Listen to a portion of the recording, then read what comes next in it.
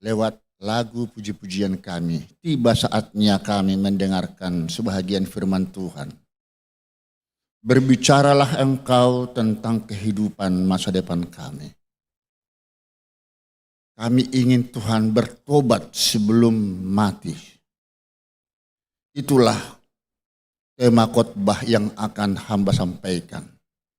Urapi hamba-Mu dan kami semua hanya di dalam nama Tuhan Yesus Kristus. Bagi kita yang diberkati Yesus Kristus pagi hari ini, mari sama-sama mengatakan amin. Terima kasih. Kembali hambanya dipercayakan oleh Pak Gembala, Pak Titus Handoyo. Dan izin kepada semua teman-teman menyampaikan firman kebenaran Tuhan ini sepertinya membosankan.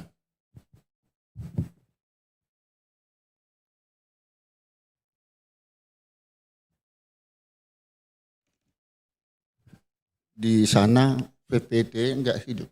Oh, di sini ada. Baik.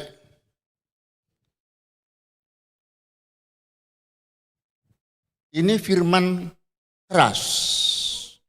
Kalau mau kita cari maksud, makna daripada mengapa kita harus selalu dituntut bertobat. Jangan sempat kita lewat, meninggal.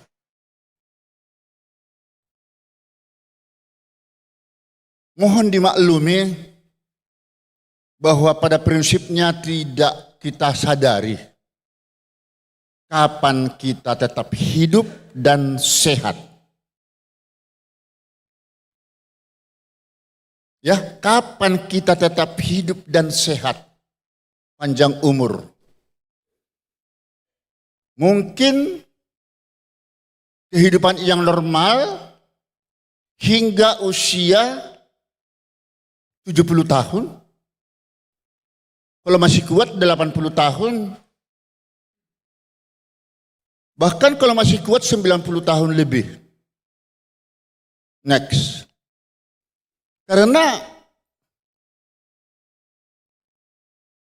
hal-hal seperti ini, kalaupun kita bisa menggapainya, kebanggaannya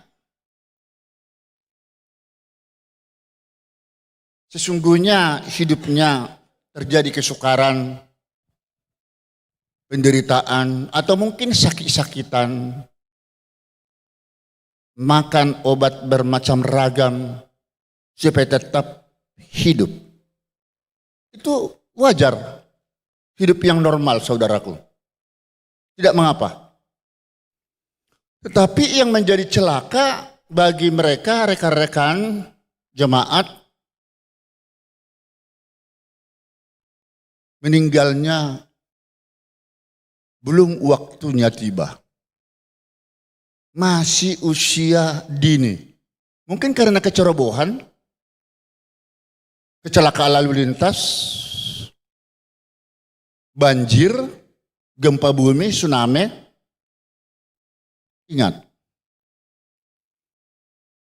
Ingat Tuhan tidak membenci seorang pun ciptaannya binasa. Tetapi supaya dia tetap selamat. Sesungguhnya kita tidak harus sehat panjang umur, asalkan kita bisa sebelum waktunya tiba, sebelum meninggal, kita sempat bertobat saudaraku. Jangan berpikir kalau saya mati, saudara mati, selesai sudah. Terus bertanya bagi kita kalau sudah mati mau kemana? Apakah cukup kita dikubur didebut tanah, selesai sudah? Tidak, saudaraku. Ada pertanggungjawaban hidup.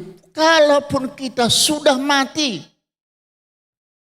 Dicatat di dalam Ibrani 9 ayat 27, setelah seseorang itu mati harus diadili. Di penghakiman terakhir. Jadi tidak cukup begitu saja apabila Bapak, Ibu, Saudaraku dan saya mati, sudah selesai. Semua sudah ditinggal. Tidak.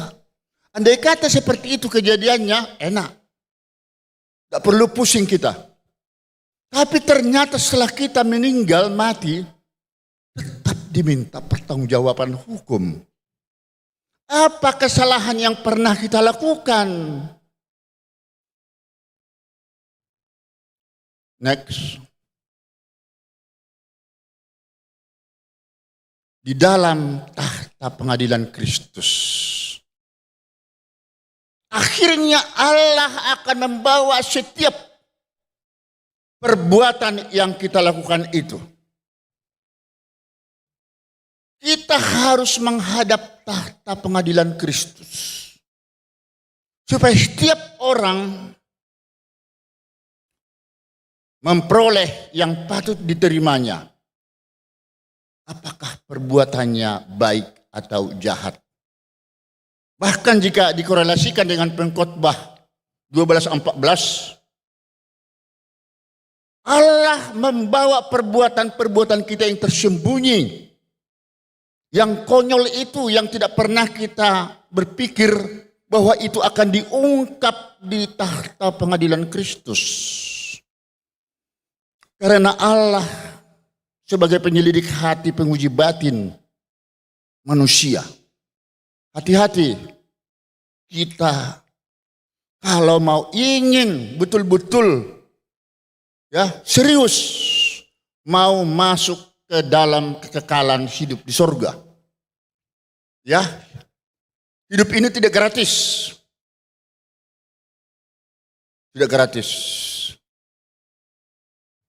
Ini semua tujuannya untuk menerima pembalasan. Jadi di sini berlaku hukum tuai, Bapak Ibu. Apa yang baik kita lakukan, itu dicatat di dalam kitab kehidupan Tuhan. Tapi apabila jahat, buruk yang kita lakukan, itu tidak akan dicatat. Itu tidak akan tercatat. Itu justru masuk ke dalam Wahyu 20 ayat 15. Akan dieksekusi. Kita ke lautan api. Dibuang, terpisah dengan Allah. Nah, sekarang yang kita dikatakan tadi mati secara fisik. Betul.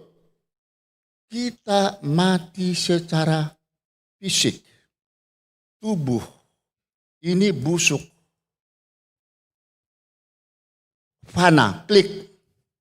Nah, di dalam Kejadian 2 ayat 7,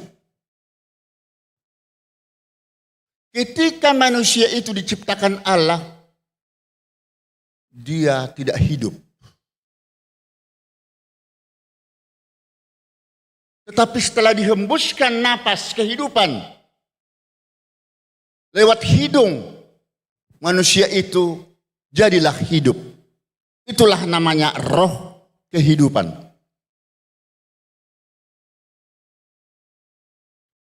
Jadi yang diadili di pengadilan Kristus itu bukan tubuh, fisik.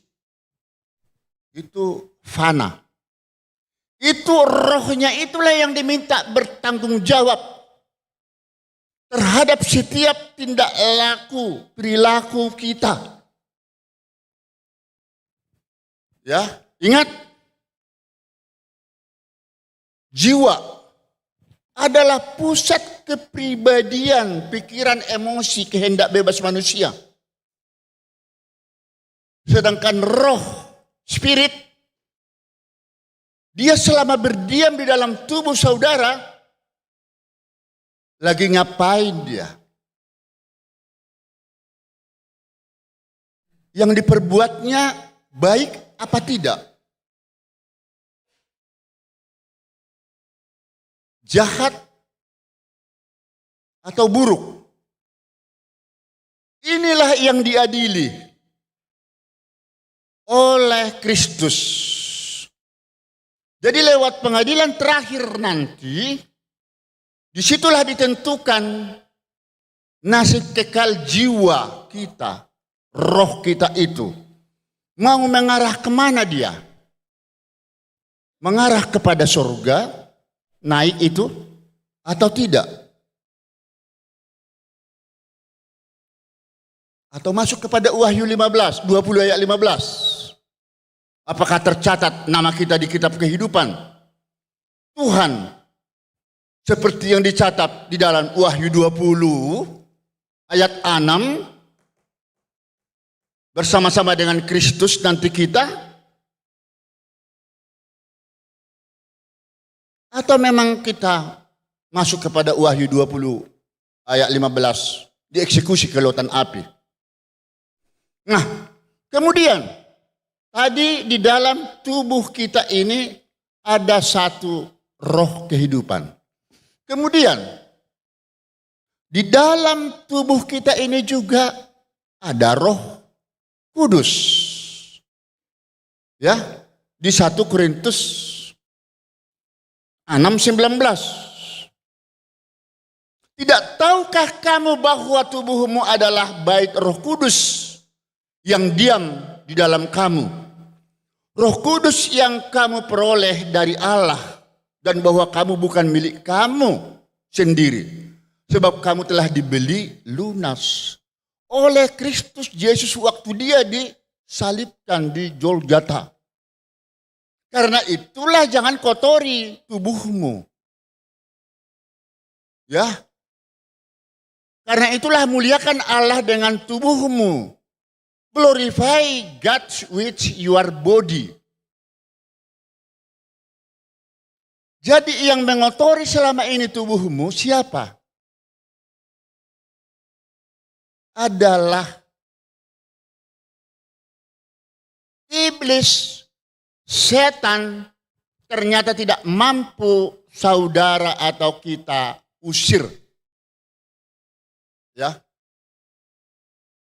Tidak mampu kita usir.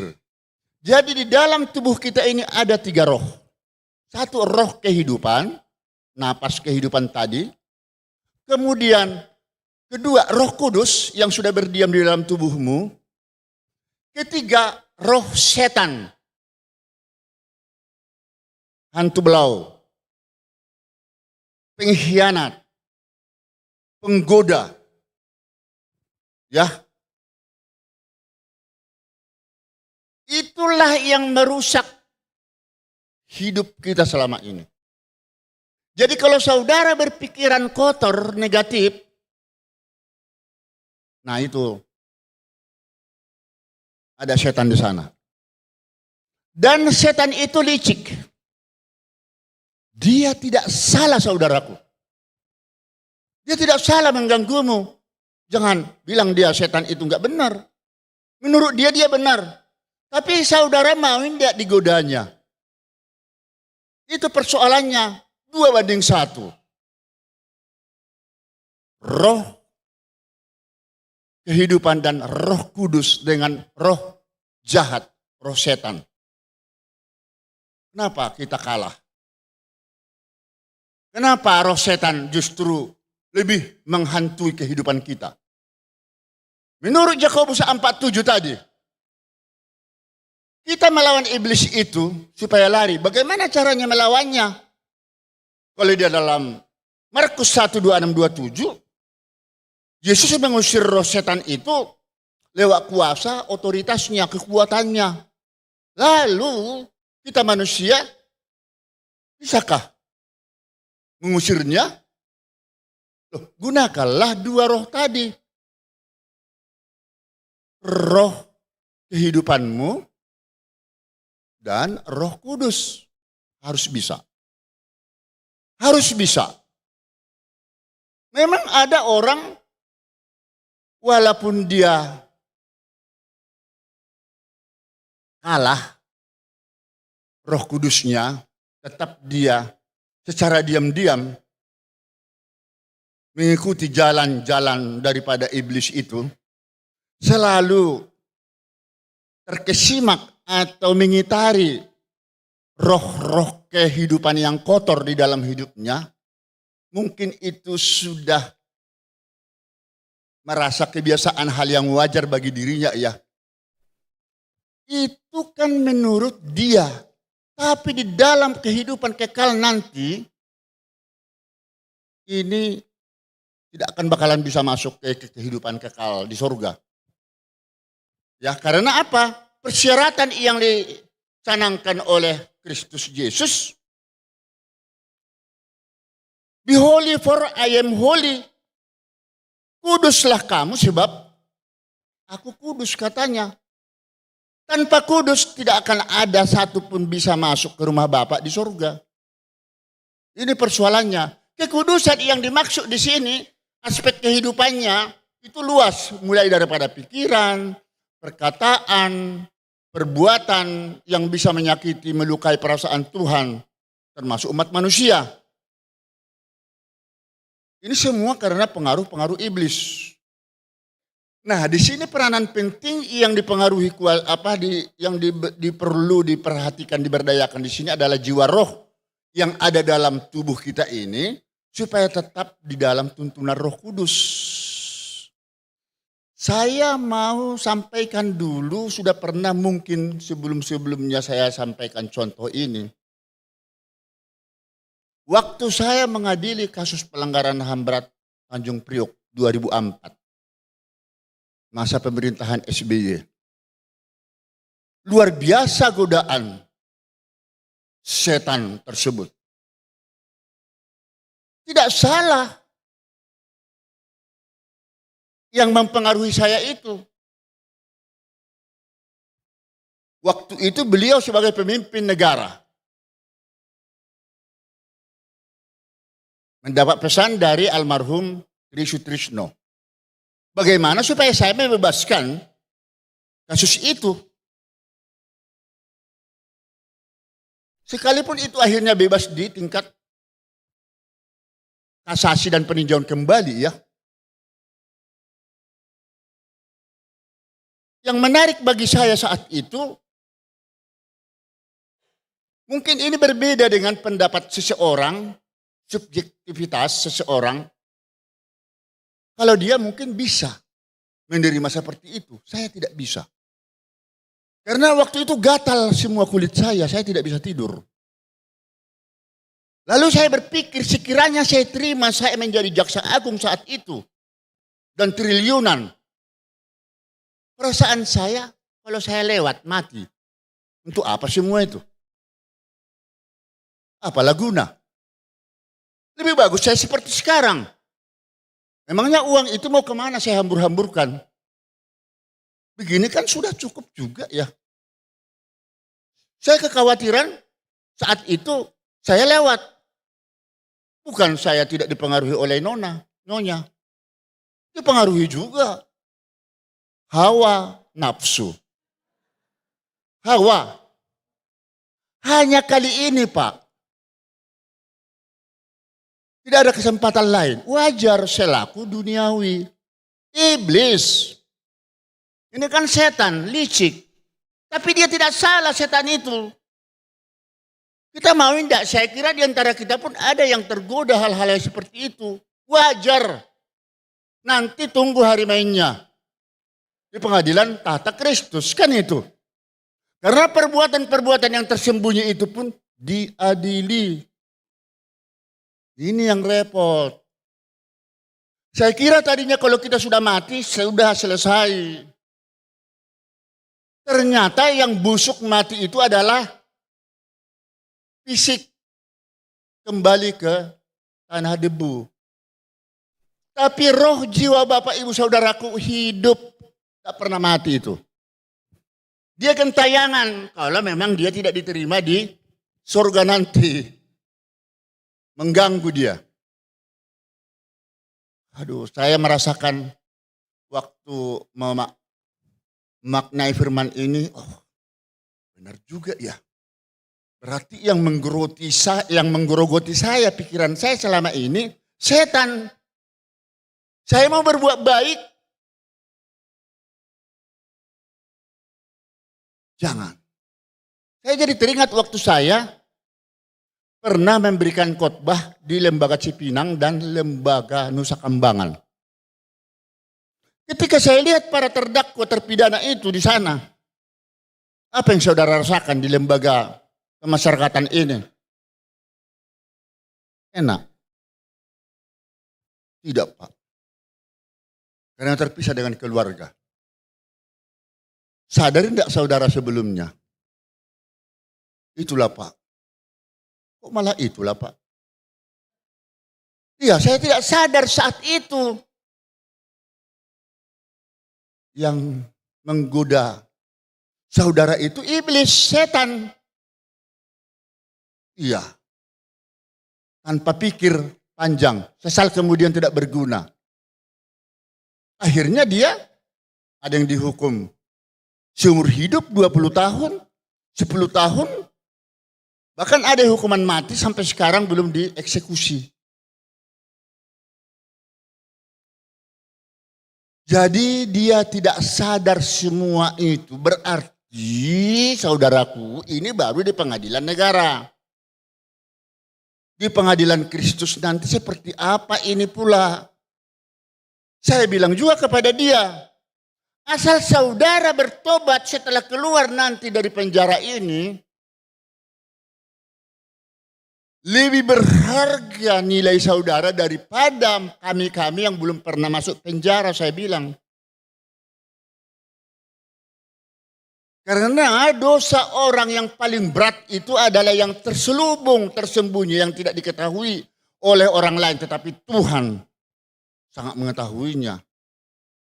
Persoalannya tadi saya katakan kalau kita sudah mati pasti diadili. Itu persoalannya. Ingat itu Bapak Ibu Saudaraku. Yang percaya katakan amin. Beri kemuliaan kepada Tuhan Yesus dulu. Paham sudah ya? Berarti kalau ada pikiran-pikiran yang negatif, benci, dendam kepada seseorang, berarti saudara lagi kerasukan setan. Tapi ketika saudara tidak ada istilah kata-kata dendam, benci, dendam tadi, bahkan dibenci, dicemooh oleh orang pun tetap terima apa adanya, puji Tuhan. Seperti Tuhan Yesus, dolorosa, jalan penderitaan, menderita, sengsara, itu lebih baik daripada nikmat membawa penderitaan. Maksudnya kita bukan tujuannya supaya menderita terus, tapi harus mampu menahan rasa sakit ketika kita mau mencuri, mau menodai seseorang, kita bisa menahan. Karena Roh Kudus, Roh kehidupan ada bersama kita. Akhirnya kita lega. Haleluya. Beri kemuliaan kepada Tuhan Yesus. Oh, haleluya. Inilah sesungguhnya inti daripada firman kebenaran Tuhan ini. Berarti kita sekarang mulai menyadari. Ya, kalau kita ini sering membenci, mendendami seseorang, sebenarnya justru kita akan melukai diri kita sendiri. Aku jadi teringat Ketika di Bengkulu kami berkhotbah di GBI, ada nenek 60 tahunan karena dendam kepada suaminya, lumpuh 12 tahun. Ketika saya berkhotbah di mimbar, suaminya selaku bendaharawan, ini bukan tebar pesona, melihat di wajah saya katanya ada sinar terang. Teringat dia dengan istrinya, jangan melalui Pak Binsar ini, istriku nanti bisa sembuh, saya akan sampari beliau. Ketika saya turun, saya disampaikan pesan, mohon ke rumah sebentar mendoakan istriku, sudah 12 tahun lebih. Lumpuh, sudah berobat ke sana kemari hingga ke dukun, tidak sembuh. Saya merasakan tidak sanggup. Mana mungkinlah bisa saya bilang. Tapi ternyata Roh Kudus ada yang berbicara kepada saya. Dalam hatiku, jiwa dan roh berbicara berarti. Jangan sombong Binsar. Bukan kamu yang menyembuhkan, tapi aku. Wow. Suruhan, instruksi, kata-kata itu segera saya tindak lanjuti. Ayo, kita ke rumah. Benarlah ketika saya lihat ibu itu duduk di kursi kesakitan yang selalu dimandikan oleh putra-putrinya. Penyebabnya apa, Bu? Tidak tahu. Masa tidak tahu? Hubungan kausalitas, sebab akibat selalu ada. Apa kesalahan yang saudara lakukan? Sepertinya enggak ada. Cari sampai ketemu. Ada mungkin yang sangat-sangat tidak bisa saudara lupakan. Ternyata dia bilang, aku memang dendam sampai sekarang kepada suamiku. Kenapa? Karena dijodohkan pendeta dulu. Padahal putra cucu ibu sudah berapa? 7 putra putri, 24 cucu. Luar biasa. Tapi masih dendam. Suami saya tanya, saya tidak tahu kalau dia dendam. Nah, akibat dendam itulah yang menjadikan dia hancur seperti ini. Sederhana, sepele kan? Sekarang mau sembuh? Mau. Yang menyembuhkan saya atau Tuhan Yesus? Tuhan Yesus, Pak. Betul? Sungguh. Percayakan kalau begitu. Mari berdiri, peluk suamimu, minta maaf. Kita menyanyikan lagu Roh Kudus hadir di sini. Sambil nyanyikan dulu ini. Baru saya teruskan cerita ini. Roh Kudus, Roh Kudus hadir di sini. Mengalir di bait suci. Perkara ajaib pun terjadi. Nyata Karena Roh Allah sedang bekerja. Roh Kudus, sekali lagi. Roh Kudus hadir, bass drum. Mengalir di bait suci. Hanya lagu itulah, teruskan, yang saya nyanyikan di rumahnya itu. Dengan kuasa Roh Kudus Tuhan, kalau tidak sembuh sakit penyakit ibu, saya bilang, jangan bilang Tuhan Yesus itu juru selamat. Saudara harus percaya itu, saya bilang. Ini memang dia merasakan sendiri. Karena dia yakin dia sudah tidak ada lagi jalan.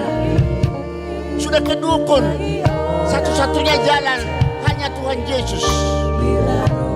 Rupanya dengan ketergantungan dia kepada Tuhan Yesus, setelah dia mencium, minta maaf dengan suaminya itu, saya tarik, saya tidak lagi papah dia. Mau jatuh mau tidak, karena ini tanggung jawab Tuhan Yesus dalam hati saya.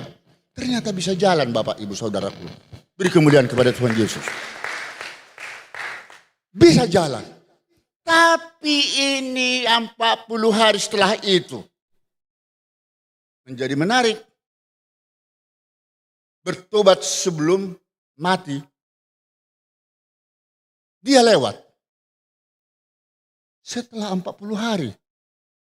Berarti rencana Tuhan bagi dia harus bertobat dulu dia. Mengakui bahwa Tuhan Yesus itu satu-satunya juru selamat. Penyelamat dia Bapak, Ibu.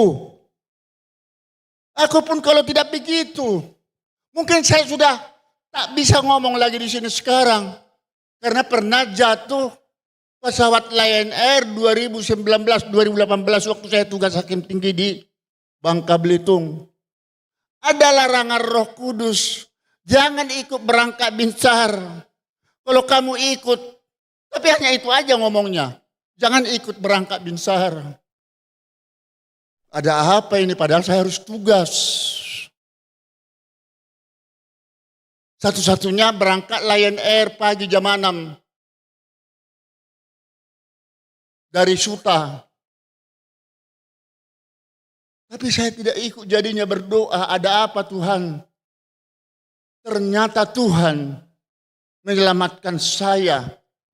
Semua pesawat jemaat atau penumpang di perairan Kerawang Bekasi mati, tenggelam pesawatnya. Apakah enggak begitu sayangnya Tuhan Yesus dalam hidup saya? Begitu juga Bapak Ibu Saudaraku. Percayalah Bapak Ibu, pasti banyak masalah yang dihadapi. Kadang-kadang saudara merasakan tidak mampu menghadapi semua itu lagi. Saudara sudah seperti lagu, apa itu, berapa kali Tuhan menolongku. Berkali-kali Tuhan menolong kita. Ya ampun, tapi saudara tidak menyadari. Itu jangan mengira itu main-main loh Bapak Ibu. Percaya deh. Saya juga nggak tahu kapan dipanggil Tuhan ini. Apalagi Bapak Titus. Berapa kali sakitnya kan? Tapi masih bisa sembuh. Tidak apa-apa, yang penting sembuh melalui obat. Ada kalanya obat-obat sudah nggak mampan. Saya pun baru sembuh kemarin, perut muenceret. Air saja yang keluar. Saya kira pendarahan. Sudah mau kolonoskopi saya. Tapi sekarang sudah. Waduh, kalau kita menyadari hidup kita ini, makanya gak tahu kapan. Percayalah Bapak Ibu, jadilah menjadi anak-anak yang baik, yang kudus, dan semakin rajinlah kita beribadah. Amin. Jangan pernah kosong lagi tempat duduk ini. Itu cari itu, mereka-mereka yang pemalas-pemalas itu. Itu pasti digorogoti oleh iblis setan itu. Iya. Itu enggak sadar itu.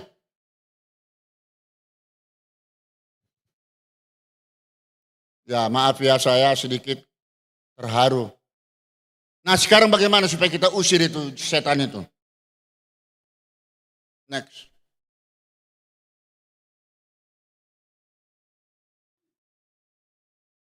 Makna kebangkitan Yesus beberapa saat yang sudah kita lewati. Memang ini menjadi pertanyaan krusial ya. Apakah saudara tahu kapan segala dosamu, dosa saya diampuni Tuhan? Kan tidak tahu kita. Tidak tahu. Karena pengampunan dosa itu merupakan hak prerogatif daripada Tuhan. Hak istimewa Tuhan itu. Maka yang perlu saya minta kepada kita semua ya, makna kebangkitan Kristus tadi, itu kan dia mengalahkan maut ya. Dari kematiannya, batu itu terguling.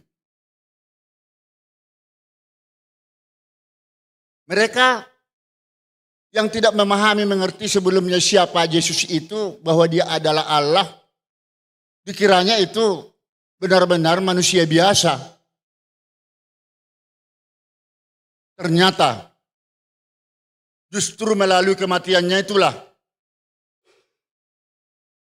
ya proses rohani kita dapat meninggalkan kehidupan yang lama. Lalu kalau begitu, berbagai pencabulan.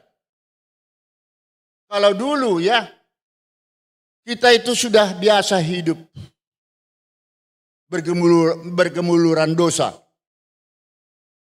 Itu hal yang wajar. Tetapi sekarang perbuatan-perbuatan dosa baik terselubung atau terang-terangan itu bukan hal yang biasa lagi. Tak ada alasan lagi bagi kita harus aktif ya meninggalkan dosa melalui Roh Kudus. Kalau secara tak sadar saudara akan melakukan perbuatan-perbuatan salah, apakah terhadap sesama, terhadap Tuhan, langsung koreksi. Langsung minta ampun kepada Tuhan. Cepat-cepat, jangan sempat tenggelam matahari. Kalau saudara sempat melakukan kesalahan terhadap istri, mungkin saudara atau terhadap suami melakukan kesalahan secara diam-diam. Halo? Karena terlanjur basah, terlanjur sudah. Cepat-cepat hentikan. Mungkin saudara tidak berani minta ampun, maaf kepada dia. Malu.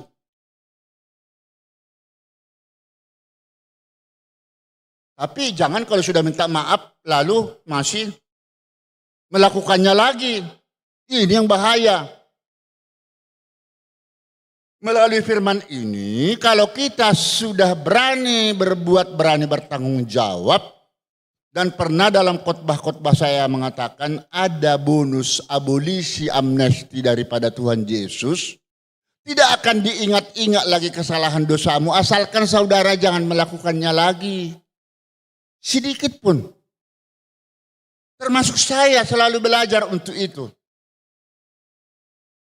Kalau kita sudah menjadi anak-anak Kristus, anak-anak Roh Kudus, haruslah ramah tamah, berbicara. Ketika karakter sifat kita sepertinya ada yang salah, langsunglah cepat-cepat minta ampun kepada Tuhan. Hanya saudara yang tahu kesalahanmu. Percayalah Bapak Ibu, kalau memang mau ingin masuk surga. Siapa yang mau ingin masuk surga? Masih berat. Kalau sudah berani tunjuk tangan kita mau masuk surga, berarti tinggalkan semua masa silam yang sudah lewat, sudahlah, tidak ada manusia yang sempurna. Amin. Mari kita perbaharui, belum terlambat. Seperti nenek Karondang tadi. Nenek tadi yang 60-an tahun itu. Tak apa-apa, setelah itu kita lewat, mati, tak apa-apa. Amin. Beri kemuliaan kepada Tuhan. Terima kasih. Mari kita sebelum tutup doa, saya ingin dinyanyikan lagu Engkaulah Kekuatanku. Semua bisa berdiri dan menyanyikan lagu ini. Akan dituntun oleh teksnya. Engkaulah kekuatanku. Teks. Tempat perlindunganku saat badai menerpa. Aku tak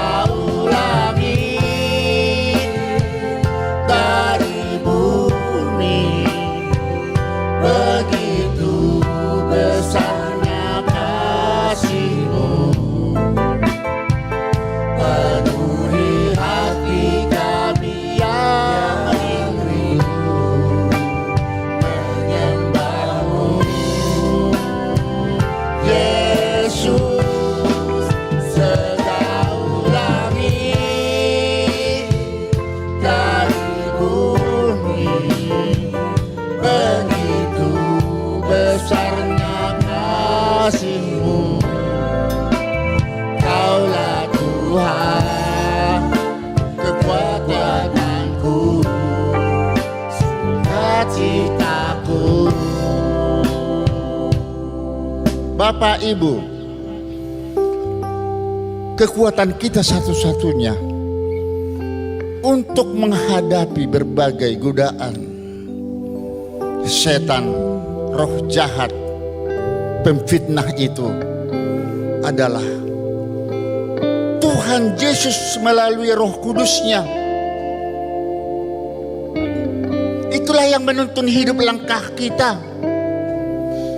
Ketika sudah ada suara hati, jiwa rohmu yang mengatakan jangan lakukan, sudah jangan lakukan. Jangan keras kepala. Tuhan itu baik, saudaraku. Kalau kita sudah benar di hadapan Tuhan Yesus dan di hadapan sesama, siapa takut? Apabila kita akhirnya dipanggil Tuhan pun siap. Siap. Karena kita akan menghadap kepada tahta kerajaan Kristus nanti. Oh, haleluya Bapa. Terima kasih. Tuhan memberikan kepercayaan kepada hamba-Mu, menyalurkan berkat kebenaran ini kepada para jemaat kami semua di sini. Jadikanlah firman kebenaran Tuhan yang sudah hamba sampaikan tadi membawa benih-benih berkat masa depan, kehidupan kekekalan dalam kehidupan jemaat kami satu persatu di tempat ini. Terima kasih Bapa. Terima kasih di dalam nama Tuhan Yesus Kristus. Bagi kita yang sudah diurapi, diberkati Tuhan, mari sama-sama mengatakan amin.